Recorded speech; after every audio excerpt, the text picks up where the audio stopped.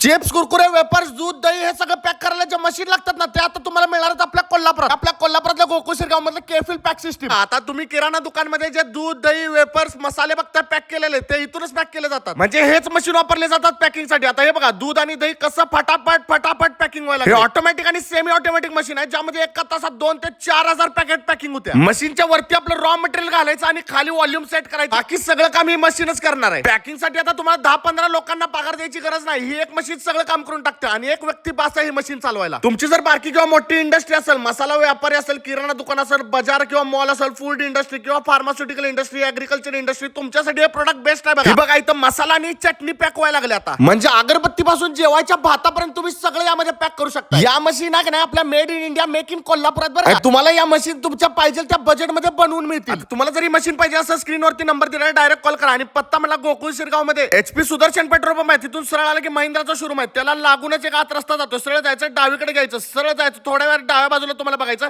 इथं फॅक्टरी दिसेल. केफिल pack system इथंच या लागते बरं का. लवकरात लवकर या मग.